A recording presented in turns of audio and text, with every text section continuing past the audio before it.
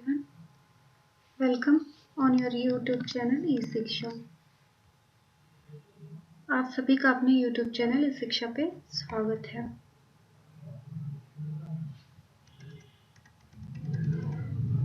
हमने कल एजुकेशन की क्लास स्टार्ट करी थी अपने नेचर के पर्पस से। तो आज की क्लास जो हमारी क्लास 2 है उसे स्टार्ट करने से पहले मैं जो नए बच्चे हैं मैं उन लोगों से कहना चाहूँगी कि जो भी मेरे चैनल पे न्यू है वो इस चैनल को सब्सक्राइब कर लें, और जो हमारे पुराने फ्रेंड्स हैं जो ग्रुप में बच्चे एडेड हैं मैं उन लोगों से कहना चाहूँगी कि आप इस लेक्चर को अन्य बच्चों तक शेयर करें जिससे उनको भी इस लेक्चर का बेनिफिट मिल पाए। और अगर वो चाहते हैं इस मिशन नेट JRF जून 2021 का हिस्सा बनना तो वो मुझे कॉल कर सकते हैं, व्हाट्सएप कर सकते हैं 8299440121 पे। तो अभी मैंने पेपर 1 की क्लास स्टार्ट नहीं की है, 1-2 दिन में मैं वो भी स्टार्ट कर दूंगी।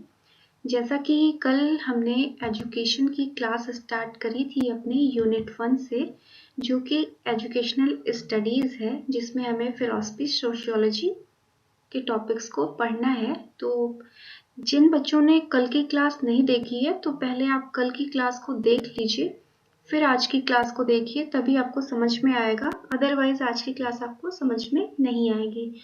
और क्लास को मिस मत करिएगा, ये बहुत ही इम्पोर्टेंट है, इससे आपके 4 मार्क्स कवर हो जाएंगे।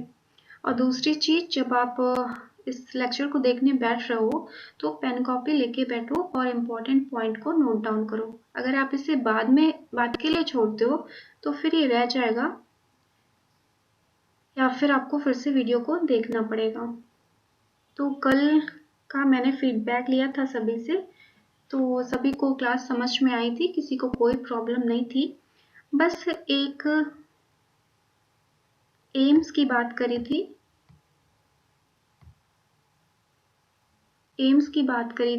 कि एम्स को और अच्छे से बता दिया जाए। तो मैं इससे पहले थोड़ा सा बता दूं, फिर आज की क्लास को स्टार्ट करती हूँ। मैंने इस पे सर्च किया है, प्रीवियस ईयर में इससे बहुत ज़्यादा क्वेश्चन नहीं आए हैं। बस पूछा जाता है कि इंडियन फिलॉसफी जो भारतीय दर्शन है उसका एम क्या है, वो साल्वेशन है या सेल्फ एक्चुअलाइजेशन है। साल्वेशन का मतलब होता है मोक्ष और सेल्फ एक्चुअलाइजेशन का मतलब होता है स्व अनुभूति। बस इतना सा क्वेश्चन पूछा जाता है इसमें, लेकिन मैं इसे एक बार आपको बता देना चाहती हूँ क्योंकि दिक्कत थी आपको, तो ये क्लियर हो जाना चाहिए। तो जो भारतीय दर्शन है जो आपकी इंडियन फिलॉसफी है, इन लोगों का मानना था कि जो हमारा जन्म मृत्यु का बंधन है हम उससे फ्री हो जाए, क्योंकि इन लोगों के अकॉर्डिंग हमें फिर से दोबारा से जन्म लेना होगा और अगले जन्म के दुख जो हमें मिलने वाले हैं उससे हम बच जाएं, और इसके लिए हमें नेक्स्ट जन्म ही ना मिले और हम मोक्ष को प्राप्त कर लें। क्योंकि ये किसी को पता नहीं है कि उसको नेक्स्ट जन्म किसका मिलने वाला है, वो कैट, डॉग, कोई एनिमल या बर्ड क्या बनने वाला है उसे पता नहीं है। फिर उसको या तो ह्यूमन ही बनेगा, इंसान ही बन के आएगा, तो उसको किस दुख से फिर गुजरना है तो ये किसी व्यक्ति को पता नहीं है। तो इसलिए जो भारतीय दार्शनिक हैं वो कहते हैं कि हमें इसी जन्म में इतनी कोशिश करनी चाहिए कि हमें मोक्ष प्राप्त हो जाए और हम जो जन्म मृत्यु का बंधन है, लाइफ डेथ का जो बॉन्डेज है वही खत्म कर दें, हमें इसी जन्म में मोक्ष प्राप्त हो जाए। और जो वेस्टर्न फिलोसफर्स हैं ये कहते हैं ये नेक्स्ट बर्थ की बात ही नहीं करते, ये सीधे जो ये जन्म चल रहा है, ये हमारा जो बर्थ चल रहा है उसी के बारे में बात करते हैं कि जो हमें ईश्वर ने जो जन्म दिया है, जो ये जन्म है, इसे हम कैसे यूटिलाइज करें कि हमें बहुत संतुष्टि प्राप्त हो, हम सेल्फ एक्चुअलाइजेशन मिल सके। जैसे कि कोई बच्चा है, अगर वो कोई ड्राइंग बनाता है तो काफ़ी टाइम तक वो प्रैक्टिस करता है उस पर और नहीं अच्छी बनती है, और एट द लास्ट मोमेंट वो बहुत अच्छी बन जाती है, तो जो उसके दिल में खुशी होगी ना वही सेल्फ एक्चुअलाइजेशन है, वही स्व अनुभूति है। तो इनका मानना है कि मनुष्य का मतलब जो एम होना चाहिए वो स्व अनुभूति को प्राप्त करना होना चाहिए, अच्छे कर्मों को करते रहना चाहिए, अच्छी अच्छी चीज़ों को करते रहना चाहिए और बेसिकली उन चीज़ों को करना चाहिए जिससे उन्हें खुशी मिले, अपने आप को खुशी मिले और एट द लास्ट वो सेल्फ एक्चुअलाइजेशन को, अपनी स्व अनुभूति को प्राप्त कर सके। तो ये एम्स है और इसमें बहुत डिटेल में कुछ आने वाला नहीं है, बस यही पूछ सकता है कि इंडियन फिलॉसफी के अकॉर्डिंग क्या है एम और वेस्टर्न फिलॉसफी के अकॉर्डिंग क्या है। तो हमने कल जो पढ़ा था एक बार मैं रिकॉल करा देती हूँ आपको। हमने कल जो बेसिक कॉन्सेप्ट है फिलॉसफी के वो पढ़ लिए थे, इंडियन कॉन्सेप्ट, वेस्टर्न कॉन्सेप्ट। उसके बाद रीजन पढ़ लिया था कि फिलॉसफी का जो दर्शन का उत्पत्ति का कारण है वो क्या है, ये पढ़ लिया। फिर हमने एम्स पढ़ लिया, उद्देश्य पढ़ लिया कि जो भारतीय दर्शन है और पश्चिमी दर्शन है उनका एम्स क्या है। उसके बाद हमने ब्रांचेस पढ़ने स्टार्ट किए थे जिसमें हमने मेटाफिजिक्स को कंप्लीट कर लिया है। जो तत्व मीमांसा है उसको हमने कंप्लीट कर लिया है। आज हम एपिस्टेमोलॉजी, एक्सियोलॉजी और अगर टाइम मिलता है तो थोड़ी और सी बची चीजें उसको पढ़ेंगे। तो मेटाफिजिक्स में हमने सब कुछ कर लिया है, ब्रांचेस भी पढ़ लिए हैं मेटाफिजिक्स के और बेसिक एलिमेंट के बारे में भी हम जान गए हैं कि जब एक तत्व होते हैं तो वो अद्वैतवादी यानी कि मोनिज्म होता है, दो तत्व वो है तो वो ड्यूअलिज्म यानी द्वैतवादी होता है। और किसी दर्शन में अगर दर्शन बताता है कि इस संसार के निर्माण में बहुत तत्व यूज हुए हैं, मैनी है तत्व एलिमेंट्स, तो वो प्लूरलिज्म यानी कि बहुवादी दर्शन कहलाता है। तो आज हमारी क्लास 2 है और हम इसमें पढ़ेंगे एपिस्टेमोलॉजी, ज्ञान मीमांसा। जैसा कि देखिए नाम से, हिंदी वाले नाम से तो क्लियर हो जा रहा है ज्ञान। ज्ञान का मतलब होता है नॉलेज। तो ये क्या है, थ्योरी और साइंस ऑफ नॉलेज। ये ज्ञान का विज्ञान है, साइंस ऑफ नॉलेज है। इसमें ज्ञान के बारे में बात की जाती है कि जो नॉलेज है उसका नेचर क्या है, उसकी जो लिमिटेशन है, उसका ऑरिजिन कैसे हुआ है, इन सब चीज़ों के बारे में बात किया जाता है। तो बेसिकली एपिस्टेमोलॉजी में, ज्ञान मीमांसा में सिर्फ ज्ञान के बारे में बात किया जाता है कि ज्ञान होता क्या है, हमें कैसे मिल सकता है, इसका नेचर यानी कि विशेषताएं क्या है, इसकी सीमाएं क्या हैं, इस सब बारे में हम ज्ञान मीमांसा में बात करते हैं। और ज्ञान भी किस चीज़ का, बेसिकली हमें मेटाफिजिकल तत्वों का ज्ञान हमें चाहिए। तो वे टू गेन नॉलेज। अब इस ज्ञान को प्राप्त करने की विधियां क्या हो सकती हैं, कैसे हम इस ज्ञान को प्राप्त कर सकते हैं। तो इसकी विधियां जो है, पहला है इंटेलिजेंस यानी बुद्धि, बुद्धि के द्वारा हम ज्ञान को प्राप्त कर सकते हैं। दूसरा है एक्सपीरियंस, अनुभव के द्वारा हम ज्ञान को प्राप्त कर सकते हैं। तीसरा है क्रिटिक्स, आलोचना के द्वारा हम ज्ञान को प्राप्त कर सकते हैं। तो ज्ञान को प्राप्त करने की विधियां क्या हैं, तो ये आपकी 3 विधियां हैं ज्ञान को प्राप्त करने की। तो आइए वन बाय वन इसको डिस्कस करते हैं। तो जब हम इंटेलिजेंस, बाय इंटेलिजेंस, एक सेकेंड,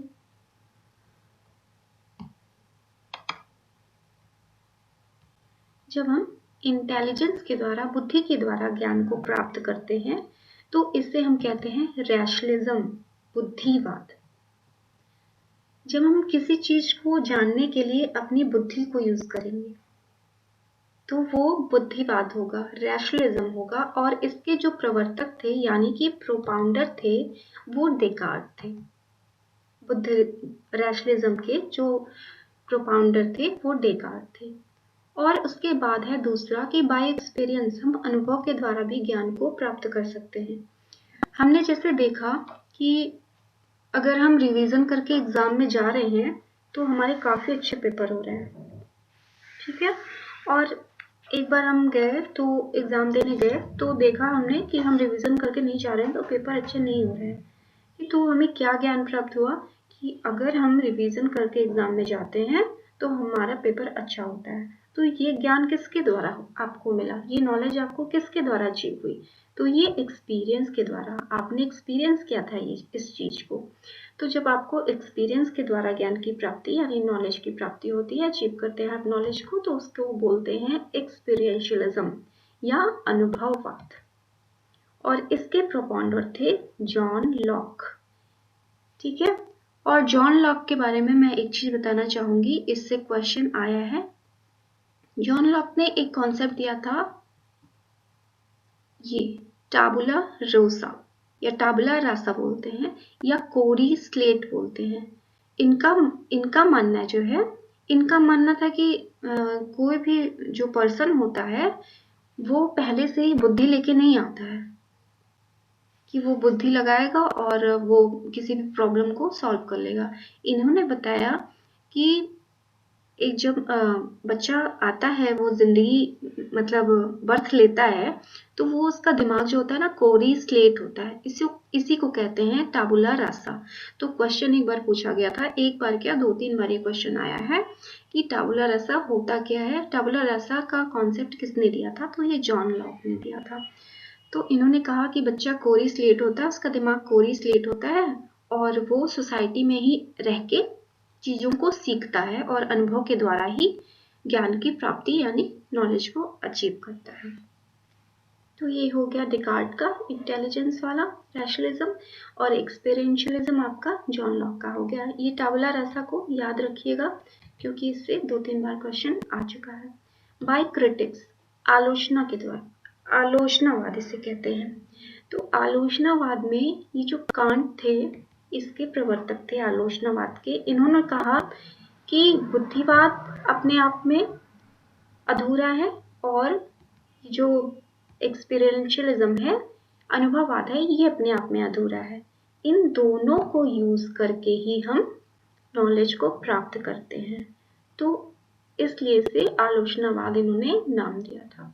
तो अब आपने देख लिया होगा कि इसके 3 मेथड है वे टू गेन नॉलेज, कि आप इंटेलिजेंस के द्वारा और एक्सपीरियंस के द्वारा और क्रिटिक्स के द्वारा नॉलेज को गेन कर सकते हैं, ज्ञान को प्राप्त कर सकते हैं। ये छोटे छोटे पॉइंट्स जो मैंने बताए हैं, इसे आप नोट डाउन करते रहिएगा।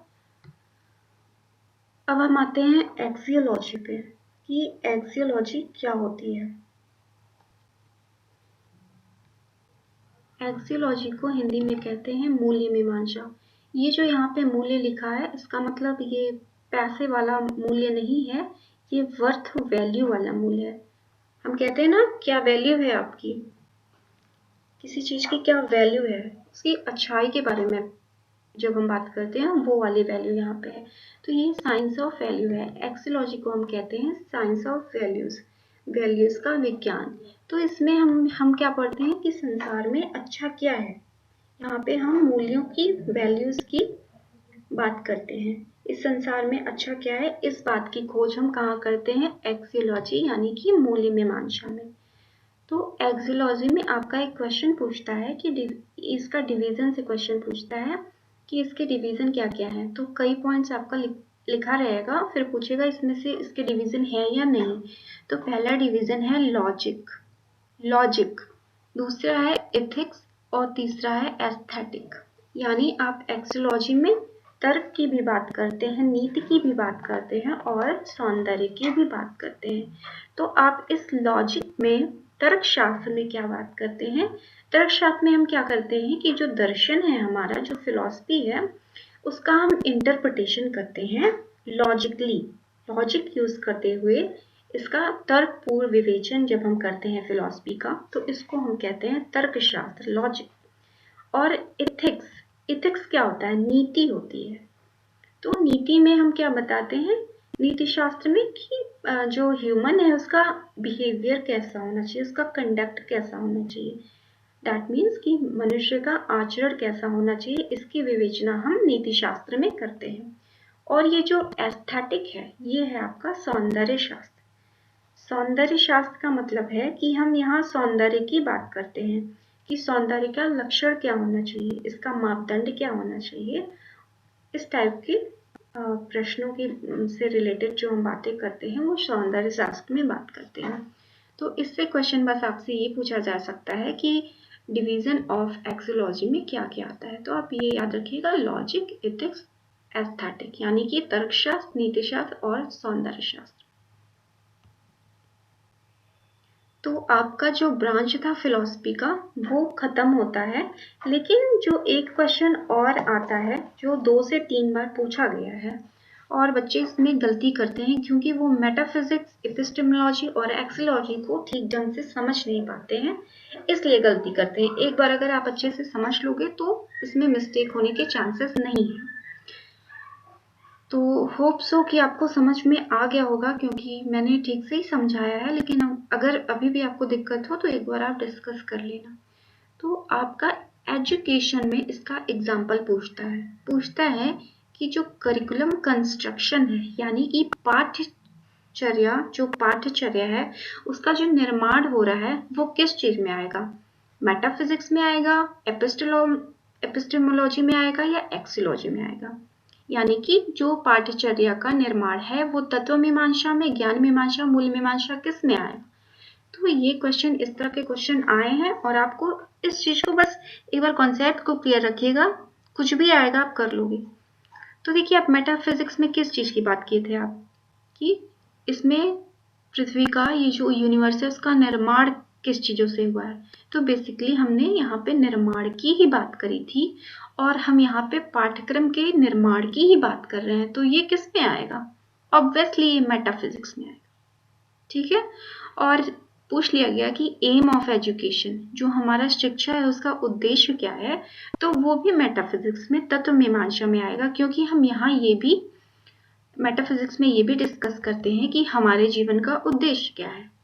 तो सेम है, इसको समझने की कोशिश कीजिएगा। अब एपिस्टेमोलॉजी यानी कि ज्ञान मीमांसा। अब आपका क्वेश्चन अगर आता है कि टीचिंग मेथड यानी कि शिक्षण विधियां किस चीज में आएगा, तत्व मीमांसा, ज्ञान मीमांसा और मूल मीमांसा में से किस चीज में आपका आएगा शिक्षण की विधियां। तो यहाँ पे यहाँ पे जैसा कि मैंने बताया था आपको कि यहाँ बेसिकली ज्ञान की बात करते हैं और ये जानने की कोशिश करते हैं कि हमें ज्ञान कैसे मिल सकता है, हम नॉलेज को कैसे गेन कर सकते हैं। तो ऑब्वियसली टीचिंग मेथड अगर हम कहीं यूज कर रहे हैं तो हमें क्या मिलेगा, नॉलेज ही तो मिलेगी। तो ये ज्ञान मीमांसा यानी कि एपिस्टेमोलॉजी में आएगा।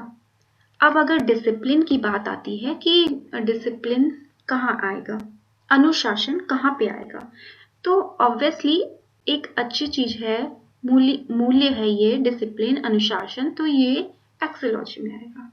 इस तरह के क्वेश्चन आए हैं, आप अपने कॉन्सेप्ट को क्लियर रखिए ताकि इस चीज को कर पाइए। और मैं पूरी तरह से श्योर हूँ कि आपको ये चीजें समझ में आ गई होगी, लेकिन अगर फिर भी आपको समझ नहीं आए हो तो आप मुझे व्हाट्सएप कर दीजिएगा। तो आज का हम एक लास्ट टॉपिक पढ़ने जा रहे हैं, जिसके बाद हमें ये सारे दर्शनों को पढ़ना है।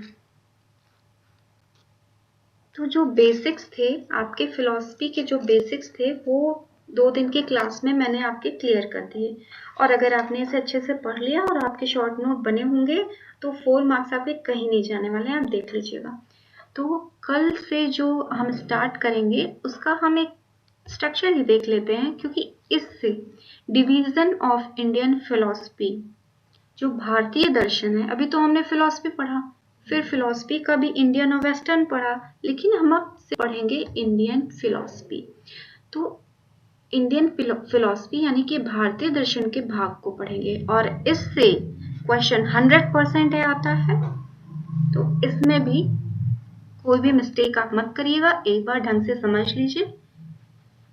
तो भारतीय दर्शन का जो डिवीजन किया गया है उसके आधार क्या है, पहला क्वेश्चन तो यही, और ये लास्ट ईयर ही क्वेश्चन ये आ चुका है कि भारतीय दर्शन को किस 2 भागों में बांटा गया है। तो पहला है ऑर्थोडॉक्स और दूसरा है हेटेरोडॉक्स।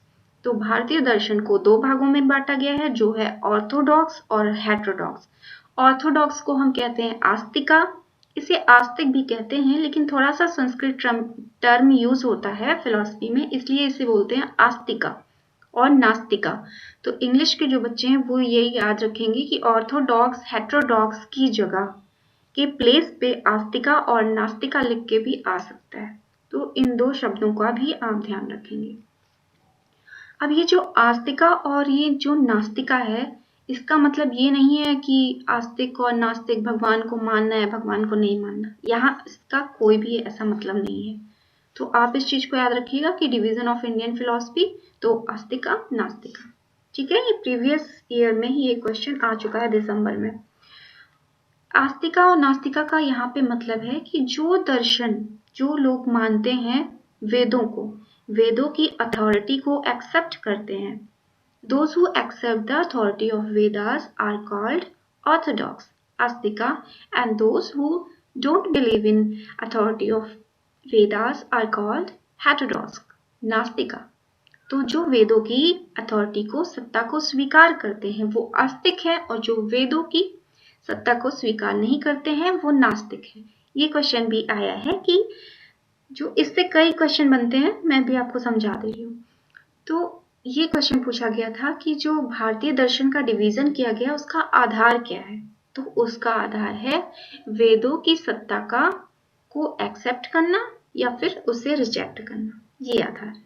ठीक है, अब वेदों की सत्ता को एक्सेप्ट करने का मतलब है कि वेद कहते थे कि ईश्वर होते हैं, गॉड है, सोल है, आत्मा परमात्मा, और रिचुअल्स होती हैं यानी कि कर्मकांड होते हैं, और पुनर्जन्म होता है। ऐसे बहुत सी चीजें हैं जो वेदों ने कहा, और ये आस्तिका जो ऑर्थोडॉक्स है इन्होंने एज इट इज स्वीकार कर लिया, एक्सेप्ट कर लिया। बट ये जो हेट्रोडॉक्स वाले हैं, नास्तिका वाले हैं, उन्होंने इस चीज को स्वीकार नहीं किया। तो आपके अब ये जो ऑर्थोडॉक्स में आते हैं, आस्तिका में आते हैं, पूछा जाता है कितने दर्शन आते हैं, तो आस्तिका में आपके षट दर्शन आते हैं। इंग्लिश वाले भी प्लीज ध्यान रखेंगे कि इसे षट दर्शन ही कहेंगे। तो षट दर्शन जो है इसका मतलब ही हो गया जिसमें 6 फिलॉसफीज हैं। तो एक बार क्वेश्चन ये पूछा गया था कि इन षट दर्शनों की रचना किस काल में हुई थी, तो इन षट दर्शनों की रचना सूत्र काल में हुई थी। अभी मेरे पास पेन टैब नहीं है, नहीं तो मैं यहाँ लिख के बता देती। इससे लिखने में थोड़ी दिक्कत होती है, समझ ही नहीं आता है, लिख नहीं पाती हूँ इससे, लेकिन मैं कोशिश कर रही हूँ। सूत्रकाल, पेन टैब ले लूंगी तो फिर लिखने में दिक्कत नहीं होगी। सूत्र, इसको थोड़ा समझ लीजिएगा, इससे लिखा नहीं जाता है। सूत्रकाल, तो षट दर्शनों की रचना कब हुई थी, सूत्रकाल में हुई थी। ये क्वेश्चन भी आ चुका है। ठीक है, तो इसमें जो दर्शन है आपके वेदांता, मीमांसा, सांख्य, योगा, न्याय और वैशेषिका, ये 6 दर्शन आपके आते हैं षट दर्शन में, और इनकी रचना सूत्रकाल में हुई थी। अब जो ये दर्शन है वेदांता और जो मीमांसा, ये पूरे के पूरे वेदों पे ही डिपेंड है। और जो आपके सांख्य, वैसे तो ये सारे आस्तिक हैं, लेकिन फुल्ली जो वेदों पे डिपेंड है वो वेदांता है और मीमांसा है, और बाकी जो ये 4 हैं इनके इंडिपेंडेंट गुरु हैं। ठीक है, तो ये इंडिपेंडेंट गुरु पे बेस्ड है, और ये फुल्ली वेदों पे बेस्ड है। तो आपका जो ये वेदांता है और ये मीमांसा है। ठीक है, लेकिन हमें पढ़ना क्या रहेगा, जो आपके नेट के सिलेबस में है, तो इसमें हमें बस पढ़ना रहेगा वेदांता, सांख्य और योगा। तो हम वो आगे की क्लास में डिस्कस करेंगे। अब ये हेट्रोडॉक्स जो नास्तिका है, नास्तिका का क्या मतलब हुआ कि जो वेदों की अथॉरिटी को एक्सेप्ट नहीं करते, वेदों की सत्ता को स्वीकार नहीं करते। तो इसमें आपका जैनिज्म है, बुद्धिज्म है और चारवाक है। जैनिज्म यानी जैन धर्म, बुद्धिज्म बुद्ध धर्म, और चारवाक, चारवाक को लोकायत भी कहते हैं। याद रखिएगा, लोकायत। इंग्लिश वाले भी सेम टू सेम यही याद रखेंगे। तो ये भी क्वेश्चन आ सकता है कि चारवाक को और क्या कहते हैं, तो लोकायत कहते हैं। अब एक क्वेश्चन और है जो प्रीवियस ईयर में ही आया था, तो मैं उसको यहीं डिस्कस कर लेना चाहती हूँ कि पूछा गया था, ऐसे कई दर्शनों के नाम लिखे हुए थे इसमें और इसमें से इंक्लूड करके, और इसमें पूछा गया था कि कौन सा दर्शन निराशावादी है, कौन सा दर्शन इसमें निराशावादी है। निराशावादी का मतलब होता है पैसिमिस्टिक। ठीक है, तो एक चीज आप याद रखिए, आप इसमें से ढूंढने लगिए, सर्च करिए कि कौन सा है निराशावादी, कौन सा आशावादी। तो कंफ्यूज मत होइएगा, बस आपका चार्वाक जो है लोकायत है, यही आशावादी दर्शन है। बाकी आपके सारे दर्शन निराशावादी हैं, पैसिमिस्टिक हैं। सिर्फ चार्वाक ही आपका आशावादी दर्शन है, और ये फुल्ली मैटेरियलिस्टिक है, पूरी तरीके से भौतिकवादी दर्शन है। सिर्फ भौतिकवादी दर्शन कौन सा है पूरी तरीके से, तो वो चार्वाक है, लोकायत है। और बाकी के दर्शन जो हैं आपके निराशावादी हैं, और सिर्फ आशावादी आपका दर्शन चार्वाक है। तो आज की क्लास आपकी मैं यहीं पे ओवर करती हूँ, क्योंकि आज का जो कॉन्सेप्ट था जितना भी सब मैंने करा दिया है। इन 2 क्लासेस में आपका बेसिक्स, फिलॉसफी के बेसिक्स को मैंने करा दिया है। और आगे कल आपकी सांख्य दर्शन की क्लास मैं लूँगी, और पेपर 1 की भी क्लास 1 या 2 दिन में मैं स्टार्ट कर दूँगी। तो जितना भी पढ़ाया उसे नोट डाउन करिएगा, और बेसिक्स ऑफ फिलॉसफी में इससे ज़्यादा कुछ नहीं आता है। और अपने फ्रेंड्स को शेयर कीजिएगा सो दैट उनकी भी हेल्प हो सके। और जो फाइनल ईयर में है उन्हें भी आप शेयर कर सकते हो, मे बी उन्हें भी इंटरेस्ट हो। और बस अच्छे से पढ़िए, और जून में अपना सर्टिफिकेट NTA से लीजिए। Thank you and all the best.